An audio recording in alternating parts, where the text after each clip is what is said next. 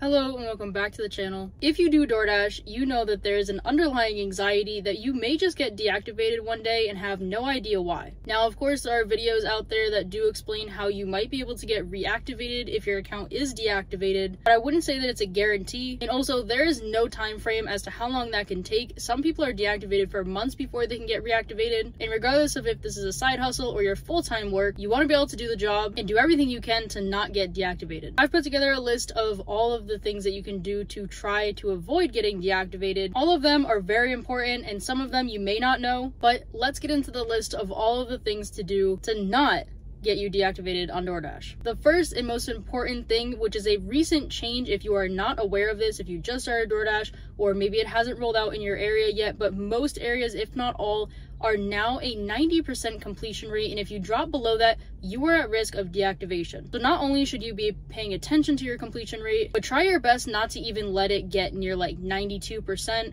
91%, and you'll actually start getting an email. I'll put up the email that they'll send you, so do make sure you're checking your email as well, because when you're getting close to that 90%, they start giving you these warning emails saying that you should get it up, because if it drops below 90%, you could be at risk for deactivation. Personally, I don't look at it as a risk. I look at it as if I drop below 90%, that means I'm deactivated, because I'm not really sure that Doordash is going to take that completion rate dropping below 90% very lightly. It used to be 80%, and within the last few months they upped it to 90, which if you're new to Doordash and you don't realize that that is a rule, it is very easy to drop below that 90% and end up getting deactivated. So it's best to make sure that when you're taking orders, you're sure about the orders, and also try to avoid places that have really long wait times or just a lot of problems that would indicate for you to drop the order normally. The next thing is to be very careful if you are multi-apping. Now, it's not that Doordash is going to know that you have another app on, it's that if you are taking really long to pick up or drop off an order, or you're going all different type of routes to get to the order, they might get a little suspicious. So if you are going to multi-app, try to only take orders at the same restaurant and or the same drop-off location, or very close to them,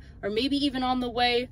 But you know, sometimes these orders can take a little bit of time if you can't get a hold of the customer, and that could cause delays and may raise a red flag to Doordash. The next thing is to avoid low paying orders, because you can get too many contract violations too frequently or just too many altogether, and you could get deactivated. By taking low paying orders, there's a higher chance that the customer may report that the order was not delivered, and that could result in a contract violation. Of course, anyone with any order, no matter how much they tip, can also do this, but I mostly see this with low paying orders, sometimes even in a group of orders where one of the customers didn't tip, but obviously you won't be able to see that really ahead of time, so just be careful with the orders that you're taking. Now, I'll try to put on the screen the current actual number.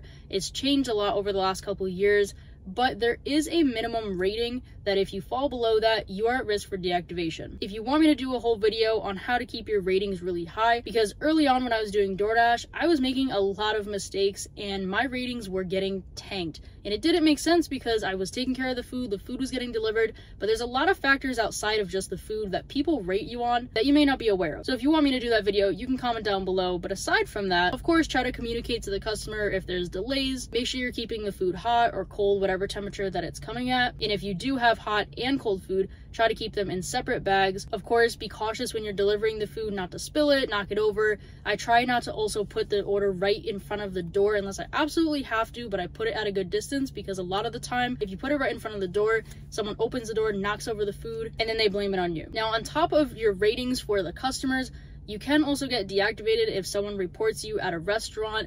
I'm not sure that it happens too frequently, but of course, just try to keep your calm. Try not to cause any problems with any customers or employees, because like I said, they can report you and you could get deactivated. Another very important thing to note is that if you do get a contract violation, you can dispute it, and you should dispute every single contract violation you get as soon as you get it, so that it can get resolved as quickly as possible and get it removed from your account. Because even if you only have one contract violation, you can also get deactivated for the frequency of them. So if you're getting one very frequently, you can get deactivated for that. Or if you have multiple, like say 3 contract violations all at once, you could also get deactivated. So you want to dispute them as fast as possible, and in the note to dispute it, make sure you say that you took a picture of it or you handed it to the customer. Whatever the circumstances are, make sure you describe it in detail and confirm that the customer did get the order. And now, of course, to protect yourself from contract violations, also make sure that you are following all of the instructions. So if it says leave at the door, make sure you leave it there with a good, clear picture of where it is. Double check that it's the right location. And if it's meet the customer and you're having trouble finding them, wait for the timer and make sure you follow all of the steps, and make sure you take a good picture if you're not able to find them.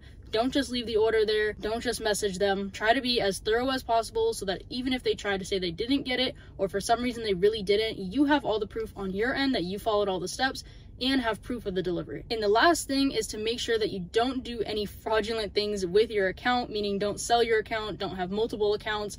A lot of people think that having multiple accounts is some sort of hack, but in the end you'll probably just end up getting deactivated on either one or both of the accounts, and then you just won't be able to make any money from DoorDash, and it's probably more unlikely that you'll get reactivated if that was your reason for deactivation. Overall, it's not a very complicated job, but to be sure that you don't get deactivated, unfortunately there are some steps you have to make sure you're very thorough about, because otherwise if the customer reports that they didn't get their order, that is the biggest thing, and DoorDash takes it very seriously, and for the most part unfortunately sides with the customer. So you want to make sure, like I said, you have your pictures, you're following instructions, you're picking up the right orders, and just remember that unfortunately the system is flawed, and so customers can say that they didn't get their order even if you did deliver it. But like I said, just make sure you dispute the contract violation as soon as you get it, of course if you did really deliver the order. And of course if I can think of anything else, I'll leave it in the comments down below. But it isn't too hard to not get deactivated. Sometimes people just don't know all of the facts, like the completion rate, for example, or your rating, and sometimes it can fall below that if you're not paying attention or you just don't know about it,